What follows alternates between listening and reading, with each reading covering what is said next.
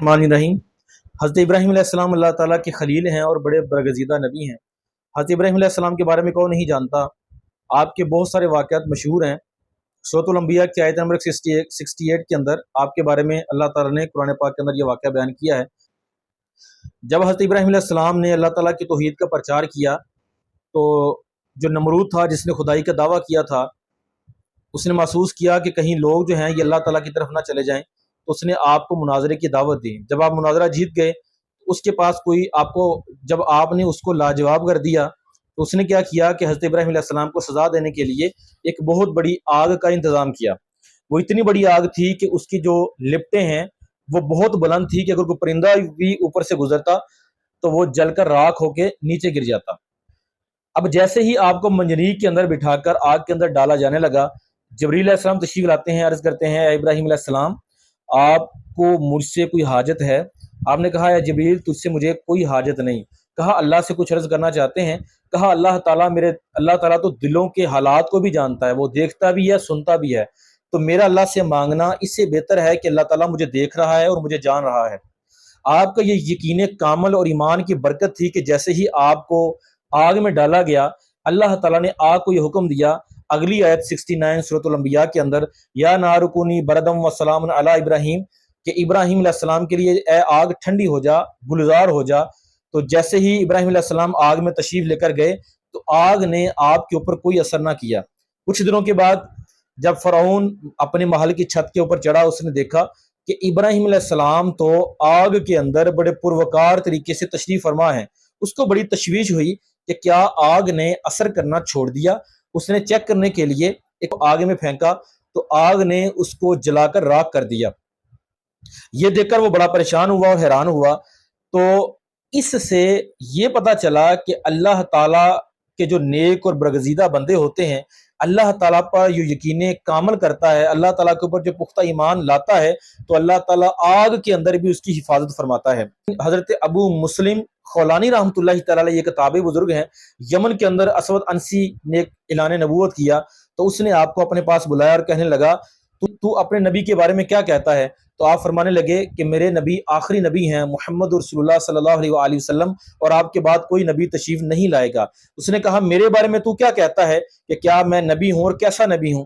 تو آپ نے کہا میں نے سنا ہی نہیں، یعنی آپ نے اس کی بات کے اوپر اتنی بھی توجہ نہ دی کہ آپ اس کو جواب دیتے۔ اس نے کیا کیا کہ آپ کے لیے ایک آگ جلائی، اس میں آپ کو ڈال دیا گیا، لیکن آپ کی یقین کامل اللہ پر پختہ ایمان کی برکت سے آگ نے آپ کے اوپر اثر نہ کیا۔ ادھر آگ سے بچ جانا حضرت ابراہیم علیہ السلام کا معجزہ تھا، اور یہاں آگ کا آپ کے اوپر اثر نہ کرنا یہ آپ کی کرامت تھی۔ جب اس نے یہ دیکھا تو اس نے کہا اب تو لوگ اور زیادہ مسلمان ہوں گے، اور زیادہ ایمان لے کے آئیں گے، تو اس نے آپ رضی اللہ تعالیٰ عنہ کو وہاں سے ملک بدر کر دیا اور وہاں سے اپنے ملک سے آپ کو نکال دیا۔ اب تیسرا واقعہ آپ کے سامنے عرض کرتا ہوں۔ حضرت ابراہیم علیہ السلام، حضرت حاجرہ اور حضرت اسماعیل علیہ السلام۔ اسماعیل علیہ السلام چند دنوں کے ابھی بچے ہیں۔ حضرت ابراہیم علیہ السلام کی 90 سال عمر ہو چکی ہے۔ اللہ تعالیٰ کی طرف سے حکم آتا ہے کہ ہجرت کریں اور اپنی بیوی اور اپنے بچے کو فلاں وادی میں چھوڑ کے آئیں۔ جبریل علیہ السلام تشریف لاتے ہیں راستہ دکھانے کے لیے۔ جبریل علیہ السلام آگے آگے چل رہے ہوتے ہیں اور آپ کی اتباع اللہ تعالیٰ کی بارگاہ میں فرمانبرداری کا یہ عالم ہے کہ آپ بار بار پوچھتے ہیں اے جبریل علیہ السلام کیا یہ وہی وادی ہے جہاں پر میں نے ان کو چھوڑنا ہے؟ تو وہ فرماتے ہیں نہیں ابھی وہ وادی نہیں آئی۔ آپ سفر کرتے رہتے ہیں حتیٰ کہ آپ پہنچ جاتے ہیں، ہر طرف ریگستان ہے، پانی کی پینے کے لیے کوئی بوند نہیں ہے، کھانے کے لیے کوئی کھانا نہیں ہے، اور وہاں پر کسی قسم کا کوئی انسان نہیں رہتا۔ تو جب وہاں پر آپ تشریف فرما ہوتے ہیں تو جبریل علیہ السلام فرماتے ہیں کہ یہ جو ٹیلہ آپ دیکھ رہے ہیں یہاں پر اللہ تعالیٰ کا گھر بنایا جائے گا، اور یہ وہ گھر ہوگا جہاں پر پوری دنیا سے لوگ اکٹھے ہوں گے اور یہاں پر آ کے طواف کریں گے، حج کریں گے، عمرہ ادا کریں گے۔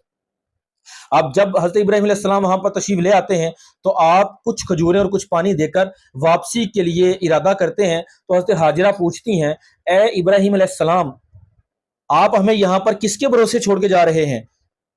آپ 2 مرتبہ یہ سوال کرتی ہیں لیکن آپ جواب نہیں دیتے۔ جب تیسری مرتبہ آپ سوال کو بدل کر پوچھتی ہیں کہ اے ابراہیم علیہ السلام کیا یہ اللہ تعالیٰ کا حکم ہے؟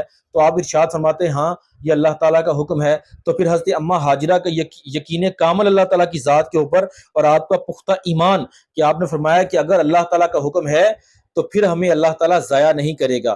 پھر آپ یقین کامل کی برکتیں دیکھیں کہ وہ جگہ جہاں پر پینے کے لیے ایک بوند نہیں ہے اور آج وہاں پر آب زمزم کا چشمہ ہے اور پوری دنیا کے لوگ اس چشمے سے سیراب ہوتے ہیں، وہ جگہ جہاں پر کھانے کے لیے کھجور نہیں ہے لیکن آج پوری دنیا سے انواع و اقسام کے پھل جو ہیں وہ مکہ مکرمہ میں جمع ہوتے ہیں، وہاں پر کوئی آبادی نہیں ہے، وہاں پر کوئی شخص نہیں ہے، لیکن آج خانہ کعبہ اس طرح سے آباد ہے کہ دن اور رات وہاں پر طواف ہوتا ہے، دور دور سے لوگ وہاں پر حج کے لیے آتے ہیں، عمرہ کے لیے آتے ہیں، طواف کعبہ کے لیے آتے ہیں، اور وہ جگہ جہاں پر حضرت حاجرہ صفا مروہ کے درمیان دوڑی تھیں، آج وہاں پر لوگ آ کر دوڑتے ہیں اور حضرت اماں ہاجرہ کی یاد کو تازہ کرتے ہیں۔ یہ یقین کامل ہی کی برکتیں ہیں کہ ابراہیم علیہ السلام کو آگ سے نکال دیا گیا، یہ یقین کامل ہی کی برکت ہے کہ حضرت مسلم خولانی رحمۃ اللہ تعالی علیہ کو آگ کے اندر محفوظ رکھا گیا، یہ اللہ کی ذات کے اوپر یقین کامل ہی کی برکت ہے کہ حضرت موسیٰ علیہ السلام کے لیے دریاؤں کے اندر رستے بنا دیے گئے، اور یہ یقین کامل ہی کی برکت ہے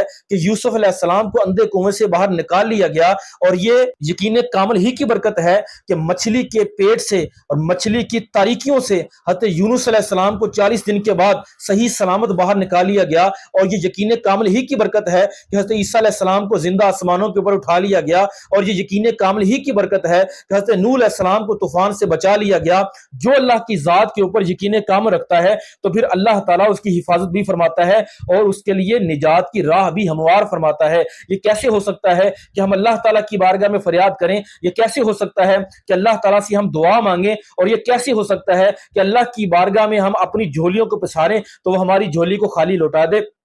ہمیں چاہیے کہ ہم اللہ تعالیٰ کی ذات کے اوپر اتنا یقین کامل رکھیں، اتنا یقین کامل رکھیں جیسا کہ حدیث پاک میں ہے، مسلم کی شریف کی حدیث میں ہے، حدیث قدسی ہے، اللہ تعالیٰ فرماتا ہے کہ میں بندے کو بندے کے گمان کے مطابق ملتا ہوں، جو میرے اوپر جتنا زیادہ گمان رکھتا ہے میں اس کو اتنا ہی زیادہ عطا کرتا ہوں، اور جو میرے اوپر کم گمان رکھتا ہے میں اس کو اتنا ہی کم دیتا ہوں۔ اب ہمیں چاہیے کہ اللہ تعالیٰ کی ذات کے اوپر یقین کامل رکھیں۔ آپ دیکھیں کہ وہ وہی ذات ہے جو اندھیروں سے اجالے کو نکالتا ہے، وہ رب تعالیٰ ہے جو سورج کو طلوع کرتا ہے اور وہی غروب کرتا ہے، وہ رب تعالیٰ ہے۔ قرآن پاک میں اللہ تعالیٰ خود ارشاد فرماتا ہے، قل اللہم مالک الملک تؤتی الملک من تشاء وتنزع الملک ممن تشاء وتعز من تشاء وتذل من تشاء بیدک الخیر انک علی کل شیء قدیر تولج اللیل فی النہار وتولج النہار فی اللیل وتخرج الحی من المیت وتخرج المیت من الحی وترزق من تشاء بغیر حساب۔